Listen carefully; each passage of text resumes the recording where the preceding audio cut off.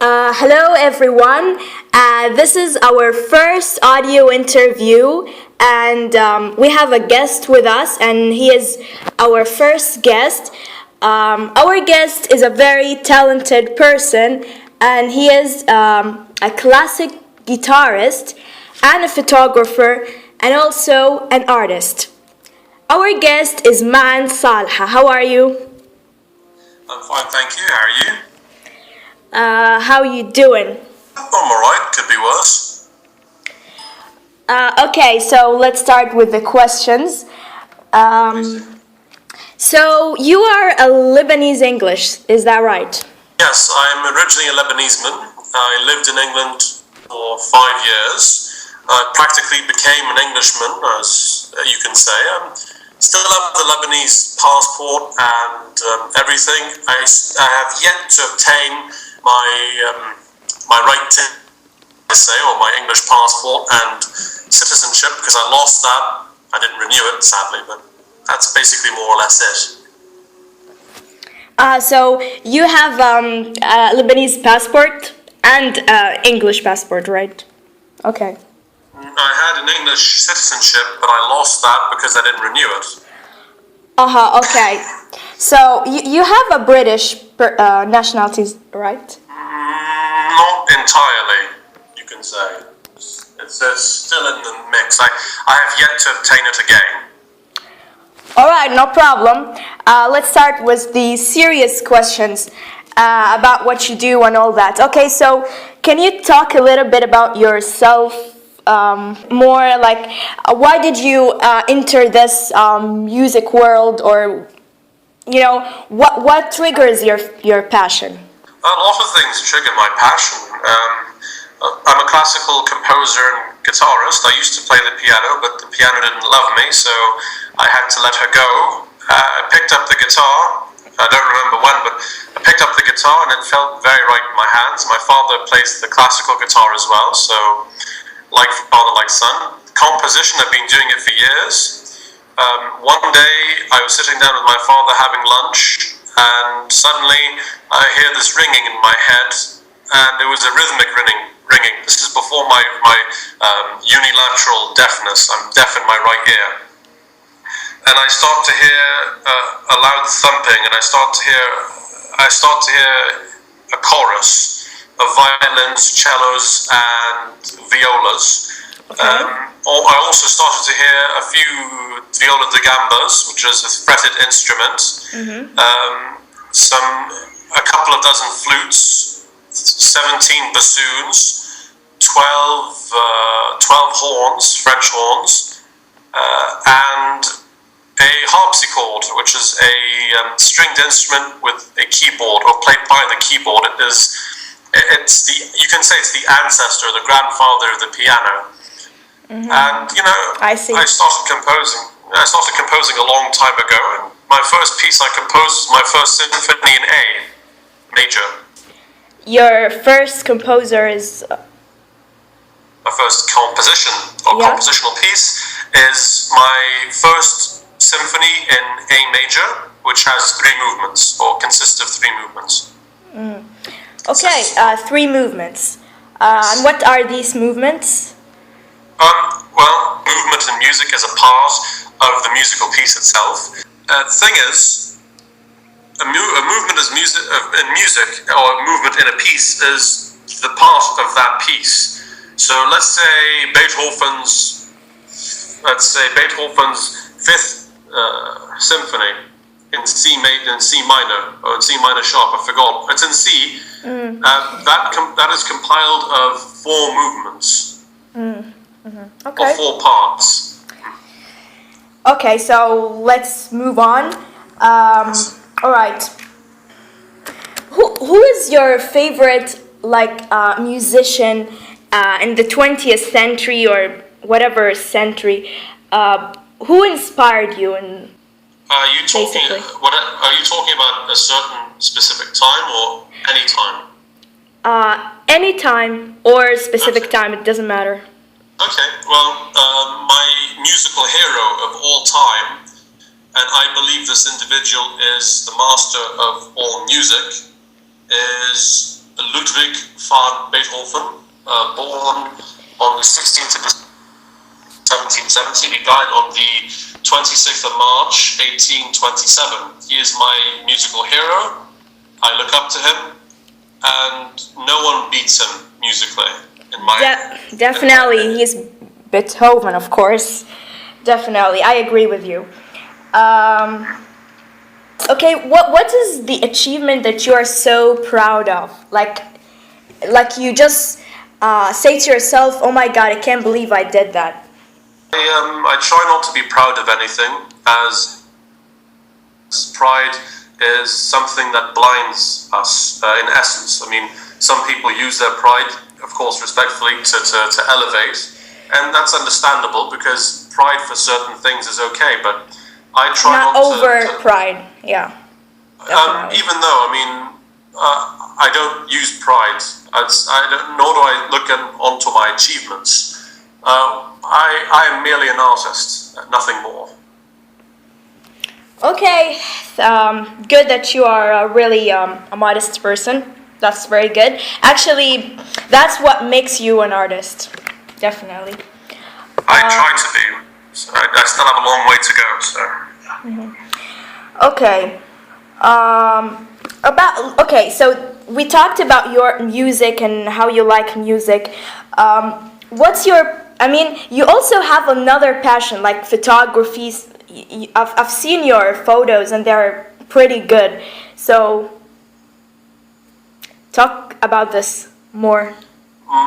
My art, or my photography, as others call it, is a manifestation of myself and you can say. It's how I express myself in absolution.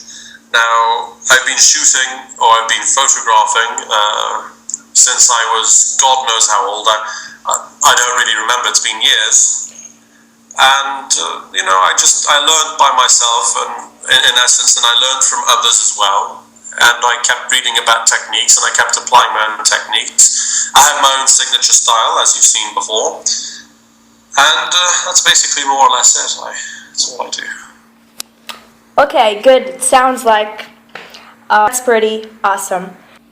Do you see yourself as a musician or an artist or a composer? Which one? All three are the same. In essence, I mean, you can divide them, and each of them have a certain liking, or a certain calling. But the quintessential definition of an artist is someone that produces something that is a manifestation of themselves. So I would say I'm an artist of all the arts that I command. I'm a visual artist as a photographer, and an artist of auditory pleasure, as I say, a musician and a classical composer and guitarist. So. Do you think that emotions sometimes play a big role in your when you compose or when you take photos or whatever? I mean, you think emotions are really important? Yes, all of my art is emotion-based. There is nothing in my art that is emotionless. Although sometimes it may seem it, there is a deeper meaning, and those that obtain a deeper meaning are on the same level. Those that do not obtain this deeper meaning in respect have yet a long way to go and to pick up, and some may never achieve a deeper meaning. Some might. It's all about perspective and how you look at things. Okay, definitely. So the next question is: we know that you are you studied physical therapy because I read about your profile, but haven't you ever thought about majoring in music? No. Three reasons. One, music can, of course, but true, or how do I say, music that is unadulterated and completely true to one's soul comes from one's soul and heart. Learning certain techniques can be achieved over a number of years. Study music later. Two, I love helping people. It is in my nature. I've always wanted to be a doctor in physical therapy. Rehabilitation is something that I've always wanted to do. So, and three, the joy of helping others fuels me. I mean, a smile can go 1,000 miles in one direction, but appreciation of what you've done is infinite. Yeah, I can see that. Very good. Okay, so we know that music has eras, especially in Europe and all that. What's your favorite music era in history? Can I select 2 or 3 as opposed to 1? You can select as many as you want. Thank you. In this order, my favorite musical eras are the classical era, the Baroque era, the Renaissance era, then the Romantic, in that order. Yeah, okay. So you are really, I feel like you are really into classic. Why is that? Or, I mean, you're just Are you talking about the classical era in general? No, I mean, what I figured out is that you are more into classic. Is that right? Yes, that's correct. So, why is that exactly, or what? Yeah, I mean, I've listened to all musical genres. I've spent countless hours trying to understand music, and I've spent countless hours trying to mimic. And the only, how can I say, genre of music that I feel is of me, and I feel that I'm of it, and we're a partner. We form a partnership. Is the classical genre of music. It is pure, unadulterated. It is, how can I say, it is the most expressive music, that and blues, but that's the thing, I've listened to everything, and everything seems repetitive, but classical music, if you keep listening to it, you'll always find a new bit in each quadrant of music. Nothing is old, nothing is repeated, and pieces that are repeated have a certain melody and theme that needs to be acquired to, and it's all about perspective. So. Yeah, yeah, I see. I mean, classic is always classic, and it will remain that way. Okay, so we've asked like questions about what you do and your love for music, photography. Now we're gonna ask a little bit general questions. We're gonna ask, we like to ask our guests, fun things and stuff. So are you ready for questions? For the next part. Okay. Okay, some questions can be a little hard to answer, but try your best. What is the craziest thing you've ever done? I mean, it could be anything. I can't tell you that. It's pretty bad. Okay. If you have to be in a deserted island, what will you take with you, and who will you take? What and who will you take? I would take a dear friend of mine. She is a dear friend of mine. I'd take her. And what will I take? Most probably an axe.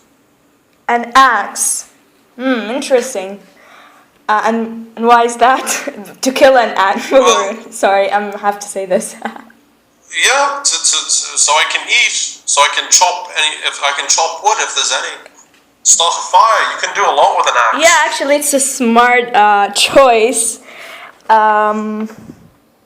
Okay. What country do you like to be in? I know, beside England, because you lived in England some time.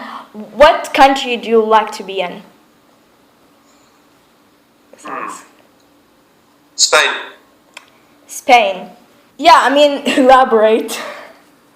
It's not about typical Spain where you see the beaches and you see the cities and all that.